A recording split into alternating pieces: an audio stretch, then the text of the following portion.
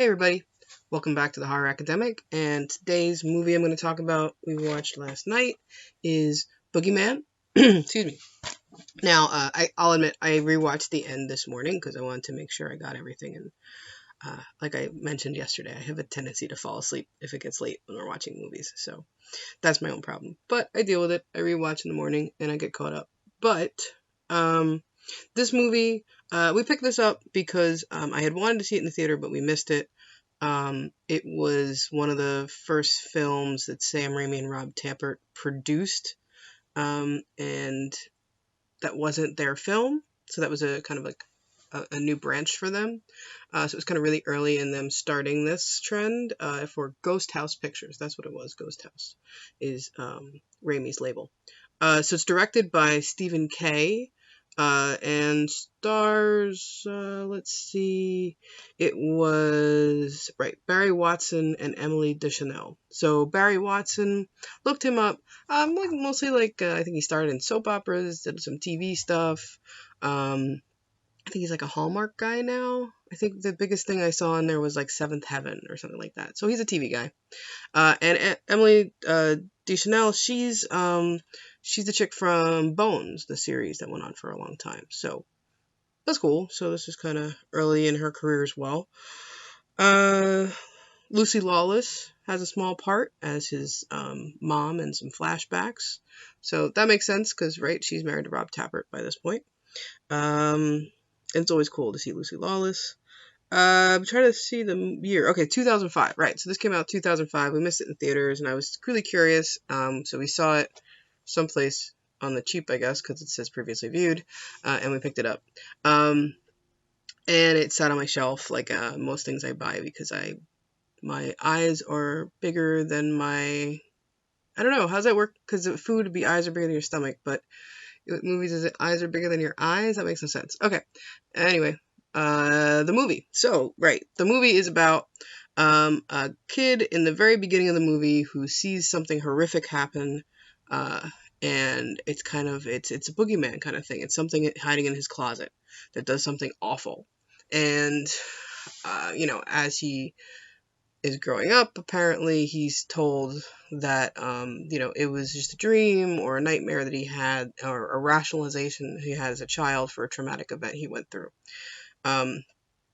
So he doesn't really seem convinced that all the adults were telling him the right thing, and now we see him, he's in college, and he still has this fear of any place a boogeyman could hide. So that means no closets, checks under the bed, won't walk into a dark room without being cautious. So it's a lot of him sitting on a bed staring at a closet, waiting to open it to make sure the boogeyman's not in there. Which really, we were discussing while we were watching, like, how did this guy get through life if he couldn't deal with closets and the space under the bed? But apparently he did. And, so it gets through this whole thing, and he has a premonition, and his mother passed away, and he has to go back home. And he challenges himself after talking to his childhood shrink to go back to the house where it all started and confront his demons. Of course, she means that figuratively, and because it's a horror movie, it becomes literally. But the thing is the movie's very slow. It's a lot of what you expect with a boogeyman, right? I mean, it's a lot of creepy things going on in the shadows. Did it really happen, or is it just what he's seeing? They really play with the idea that he may be, not a... He might not be a narrator that we can trust, right? Like, he might not be someone that we can take for what he sees as being what really happens. And there's a really great scene, probably the best part of the movie. There is a scene where he gets kind of trapped in a closet when he's kind of inspecting the old house. And, you kind of see what it is to him. And then afterwards you see, he feels like he's being, chased by a demon in there. But when the door opens, it's, he's kind of covered in, like coat hangers and stuff like that. So that was probably the most clever part of the film. I really appreciated that part. But, otherwise it's kind of slow. It's a lot of setting up so you understand who the characters are. His girlfriend from school, the girl that he was friends with when he was home, and his uncle a little bit. But little slow. Wasn't bad. It kind of felt like a little bit like a TV movie. So I looked up the director, this guy, Stephen K. So he did do the movie Get Carter with Stallone, I believe it is. But after that, it's pretty much TV movies and like episodes for TV shows. Some kind of cool ones, like looks like he worked on the Punisher series, which I really liked. Um, there was a couple others that I remember caught my eye, like Sons of Anarchy, Lizzie Borden Chronicles. He definitely has a pretty extensive career and is still directing. But yeah, this is one of his few theatrical projects, so that explains why the pacing made it feel television-like for me.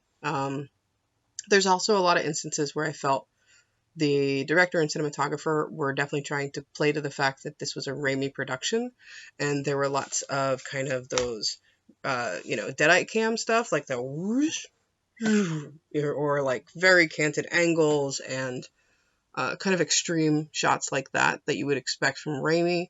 So I'm not sure if that's his influence or them trying to impress him. It wasn't bad. It was just, it made you very aware this is somehow tied to Raimi, which is probably the intent.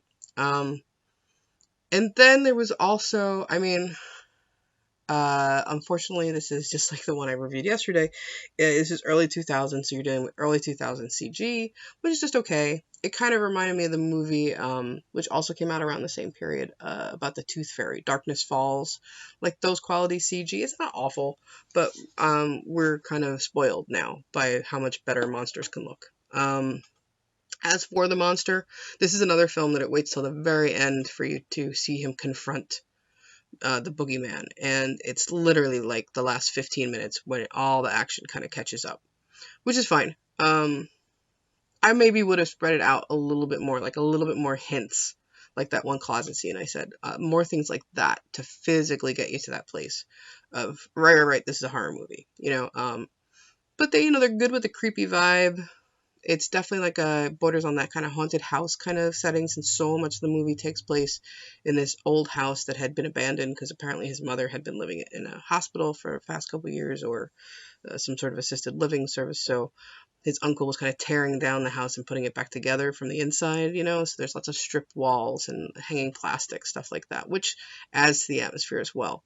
Overall, I thought it was fine. Maybe not a great movie, but it was a good movie. If you haven't seen it, I would check it out. I'm really curious why there's sequels, which I guess I say that a lot. I'm curious a lot of times about why there are sequels to movies. Like, I still haven't seen the sequels to Saw, and I don't know why they exist, because the first movie kind of sums itself up. And I kind of feel the same way with this. This movie tells a pretty concise story in the end, and, he goes from a little kid seeing demons to an adult facing demons and fighting the demons. So that seems like a wrap story to me. Of course, there's a little postscript after the credits that kind of sets it up like, oh, maybe it's not done, kind of thing, like maybe another child, whatever.